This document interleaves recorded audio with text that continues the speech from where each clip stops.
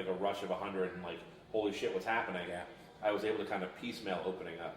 So again, like I tend to ramble, but long story short, It's a podcast. You can do yeah, whatever you that's want. fair. Yeah. But long story short, like the uncertainty kind of was like a blessing for us, where it was like, we didn't know we were going to open up, but then when we did open up, we were able to slowly progress our business and grow naturally, more so than thinking like, okay, well, what is this? Like 100% is going to last forever. Yeah. And so like, we were able to buy a canning line a little bit earlier. We expanded our system a little bit earlier. We put our production space expansion on, so we could kind of see like in the like where we need to actually grow, because we would see like okay now we have 50% capacity. Like what aspects of the business are growing at what rate, and that helped out a lot actually for like scaling our business moving forward. So we've been around for like 3 years. And it's been like great. We've been able to buy next door. We're expanding. Oh, congratulations! Yeah. So it's been kind of nice being able to like appropriately figure everything out. That is amazing that you guys were able to see it on a slower scale, because like you said, if you had been 100%, you guys have been out day two. Fucked, yeah. So it's good that you only had a fourth come in every so often, so that you can actually do that, and then you're mentally kind of putting it all together. Like, okay, we were able to build this upstairs, like kind of figure out what kind of space we wanted for this, and then we got the canning line, so we're doing cans in house rather than crowlers and growlers, and then we grew to like, okay, well, we need more space for production because we're doing distribution. Yeah. So we bought next door, and like we expanded our production house. We're adding a patio in the next like couple months. Very nice. Yeah. So I mean, look, overall, COVID was a horrible thing. It ruined a lot of business. A ton of people died. Like it was a bad thing. Yeah. But again, like I can't think of everything negatively. Like I have to look for something positive in life. Same. Yeah. And that was the one positive thing, was that it helped us like grow in a really natural, progressive state. Yeah. I love hearing that, because there have been so many breweries that some of them couldn't quite, that magic pivot word. They couldn't do that during the whole pandemic, but some of them were like either rushed to get canning lines because they didn't have one already, or like you guys, where you guys saw bits and pieces how it was working, and they're like, okay, on the fly, let's fix this. Yeah, so, it helped a lot. Yeah. So explain this area of New Jersey, because I mean, we ate down the street, and it looks very old school Main Street kind of vibes. So it's a pretty blue collar town. Yeah. A lot of hardworking people out here. The town itself is only 3.6 square miles. Small town, not a big town, but it has a main street, which like not a lot of places, even big towns have. Yeah. This town actually used to have a Guinness World Record for the most bars per capita years ago. Holy shit! It had bars. Every other building was a bar. That's like nice. Next door used to be a bar. I think you were a deli at one point, but like there were bars. Every building was a bar. What a great bar hop area. Yeah. So it's great. I mean, the town's super supportive. This area is really nice because like you definitely, as a small town, you know everything about everybody. Obviously, but if you get into them well, then you're in. Like if they like you, they love you to death, and if they don't like you, then just like get the fuck out because they'll kill you. Like, so it's been good for us so far. We have a great local supportive crowd. There's a town bar down the street called the Alden, which is where like kind of like the town bar. Like if you're not like from town, it's like weird going in there. Yeah. But I kind of get a free pass at this place, so I'm there like 2-3 times a week. It's horrible. Yeah, it's never home. But yeah, I mean the town's been awesome. Like it's a lot of hardworking people that just really support their local businesses, and we've had great success with them since day one. Good. Yeah, it's been nice. Now, talk to us about the Jersey scene, like over here, because it's not just Jersey here. Obviously, you get the tri-state situation where Philly's literally right across the bridge. 15 minutes from here. Yeah, which also, if you get lost in Philly and end up back on the bridge and have to go back over, you have to pay another $5. We did that yesterday. It was very nice. Perfect. Good. Super annoying. Even explaining to them, like, oh, no, it's fine. Just give me $5. Yeah, just give us $5. Yeah, I was like, cool, thanks for understanding. But it's not, like I said, it's not just this scene. It's, you got the Philly scene, and you got, Northern Jersey and everything. So kind of explain to people who are not from this area, who haven't been over here, kind of how the whole scene is working. Yeah, so Jersey's a really cool place. So Jersey, I never know if this is a real fact, but I just keep saying it like it's a fact, and I really should look it up one day. It's like one of those things where people are just going to say it another time, and they're like, no, you're super wrong, I told you. I'd be like, Jack told me. But Jersey's so densely populated. I mean, you just have like the Pinelands is the only place in Jersey that's not like really, really populated. Right. And I think like per capita in the area, Jersey's more densely populated as a state than Japan as a country. When you look at like the total thing. Again, that could be super wrong. That could be. And I don't know where I heard it from. It could be a fever dream I had, but like I've told like 100 people that. So it's who knows? Okay. It's real now. Yeah. Like, fake news, baby. Yeah. So Jersey though is densely populated. You have the Pinelands, which is like the only open place. So you have North Jersey and you have South Jersey. Anyone says you have Central Jersey is a fucking psychopath. There's no like North, South, East, West, Central. Like there's just North, South, East, West. So you have North Jersey and South Jersey. North Jersey, you have a lot of. we have like 138, 140 breweries in New Jersey. Jeez. I think we're still underserving like a per capita population. Without a doubt. Like, we're not even that high on the list for states. I want to say like Maine's up top because Portland, Maine has the most breweries per capita. I'm pretty sure. Yeah, I talked to not Burlington. Sorry, go Oh, ahead. you find there's Burlington foam. There's a lot of like. Well, those are all in Vermont. Burlington's in No, Vermont. it's the duck one. The one they have the. Could say. You keep talking, I'll look it up. All right. So I guarantee I have it in here. So North Jersey's great because you get a lot of like New York people that'll like live in Jersey that commute to New York. So you have a pretty like high density populated place up there. You get a lot of stuff in South Jersey. South Jersey is an amazing beer scene. There's a lot of really really good breweries around us. And you go further south and you start to get like the Delaware area where you get like all the stuff in Cape May. I mean, Cape May County has 9 or 11 breweries. Batson River. Yeah. Okay. That's what it was. Sorry. You're fine. Sorry So- to Batson River that I forgot your name when I was trying to. How dare you? You're gonna have piece of two shit. podcasts around big. Some Jersey brewery. I don't fucking know. His Yeah. name. Yeah. So Jersey's like a really cool place because you have like a really different mix of people. Yeah. Because Philly is so close to us, like here in like this part of South Jersey. Delaware is so close to Cape May County. It's a ferry right over. North Jersey's right by New York. So like you just have like this really cool mix of people. Then you have the shore and all that stuff. So you just get like a lot of different ideas of what beer are, but in a good way. Yeah. Where there's just like a lot of different ideals and like how people brew beer, like what beers they're brewing, and like people that are drinking them, and like my average customer here, I think honestly is between the ages of like 38 and 60. Wow. So like it's like it's a big group, but like we have like a lot of older crowd because we're in a blue collar town like South Jersey. Yeah. So we have a lot of like more like 9 to 5 or like blue collar guys that come here and stuff like that. But you go up to North Jersey, you get a lot of young professionals that are going to those places and stuff like that. So I mean, it's a cool area. I mean, being in such close proximity to, like you said, like 3 different states, and also like people living here and commuting all the time. You also get the fact that like people who live in Philly, like we get a ton of Philly people in here. Right. I think we have like Burlington County still are like number 1 county, but I think our second most visited place from here, like based on our untapped statistics, is from Philly. Wow. Because it's literally, we are the exit before the Betsy Ross Bridge. Yeah. So like you go over the bridge and you're just in Maple Shade. Uh-huh. So it's, some people leave from like Fishtown or like Northern Liberties or Kensington and stuff like that. They're here in 15 minutes, Nice. 20 minutes. So it's so close. Yeah. It takes no time. Yeah, I mean, it's we're good. happy staying here, but yeah, we're Yeah, going over. it's a cool area with a lot of people that have like just a lot of different tastes, and it makes it like really fun to have beer out here. Yeah. Yeah.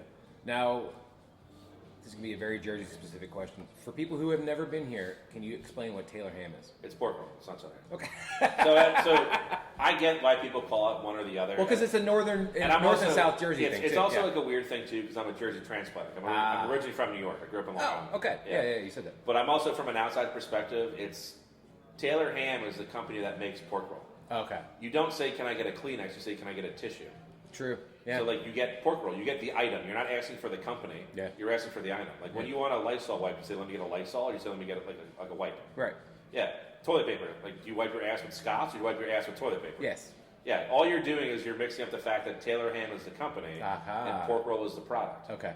And I get like why you call it one or the other, but I just think it's pork roll because you're asking for the product. Okay.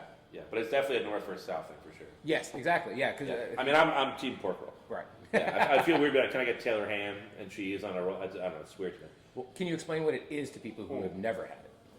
Yeah, picture like a flat round hot dog. There you go. It's Yeah. just chopped up gross meat. Yeah. It's like, in my opinion, pork roll is delicious. It's a nice, like thin slice of meat. It's just like basically a piece of ham. Yeah. It tastes spam adjacent is what it tasted like to me. If you want spam adjacent, you get Scrapple. Scrapple's a real smattering of Okay. People live and die by Scrapple. You even love it or you hate it. I don't like it. It's a hot take for someone in Jersey, but Scrapple is literally just like a mishmash of different kinds of meats Right. that come in like a brick, Yeah. and it's just really hard fried. Oh no. And it's just like hard, like fried meat, like not like tough meat, but like I'm saying the outside crust. You have to get a very strong crust on it, Okay. or it's just mush. It's just absolute dog shit. It's dog food. Okay. It's basically deep fried dog food. Nice. It's and I know it's a hot take, and people are gonna like come at me for that, but it's deep fried dog food. You're I've making- never had a piece that has not been the saltiest thing I've ever eaten in my entire life. It's horrendous. Pork roll's good because pork roll's just a salty piece of ham that you throw on like a bacon, egg, or egg and cheese. Yeah. There you go. Yeah. I know that was probably the question a lot of people were wondering about from anybody from Jersey. So, Yeah. for anybody who's ever been here, they know exactly what I'm talking Yeah. about. Now, you guys do so much for the community and helping animals. Tell us some of the things you guys kind of do to help all that. Yeah, so big animal guy. Yeah. I always say that I made a brewery for people, but realistically I did. So like when we get dogs and I give them treats and stuff, it's a pretty fucking great job. Who doesn't love petting dogs? I know, who doesn't? It's like I'm not gonna lie though, I'm more of a cat guy though. Oh, okay. Well, I have Grog's Paradise. I don't know if you got that in the flight you have, The garage Paris we meant for my cat, which is this cat. Oh, My entire arm. So this is my first tattoo. wow! I know that I it's love a that podcast, Japanese. and so you always say like visual stuff in a podcast so and yeah, stuff, yeah. but Well, for anybody wanting to know what it looks like, it's beautiful. It seems Japanese art associated. yeah, it's my little samurai. Yeah, and you only got half of it colored, so Yeah, well, yeah, my artist got really sick recently, so she hasn't been Oh. able to finish it yet. But this is my first one, so Nice. I guess audibly, I'm a 6'1" large man that has a full sleeve, and it's my first tattoo. there you go. This is an insane move. I don't know why I did that. Tattoos suck. They're so painful and they're awful. but I can't wait. That part I of can't the wait to get arm more. doesn't hurt. I have one here, and Horrible. that's my least favorite. And I have one on my ribs, and that didn't hurt. This hurt. This was horrible. Yeah. Every bit of it was not great. Okay. Yeah, it's horrible.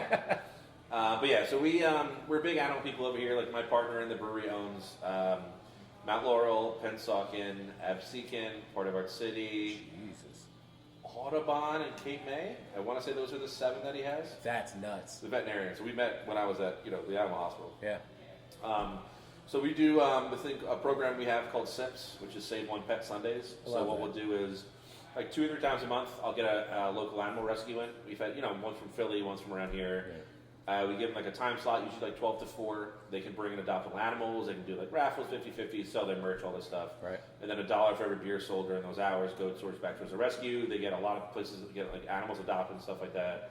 So we just like to provide a free space to be able to be like, hey, bring the dogs, bring the cats in, bring your followers in. Like it's great for us because we get more people on a Sunday. Obviously. But we also like the whole goal is to give back people and like kind of like donate back to those causes. And then a big project we do is with Pennsauken Animal Hospital, hospital my partner owns. They have a thing called Helping Paws Animal Rescue. It's Dr. Ripley's Helping Paws. So they work a lot with like dogs that need like a lot of medical help or stuff like that, like dogs that are abandoned, things like that. Yeah. And what we do is every quarter we have a new beer that we come out with. Nice. So we switch it up every quarter. This quarter right now for Helping Paws Spring in 2024 is a white ale. So like fish like Sam Adams Cold Snap. It's been pretty popular. I mean, we have a competition which I can talk about later, but Yeah. down at the restaurant down the street, we sold like 3 kegs in like one day. Jesus. We went nuts.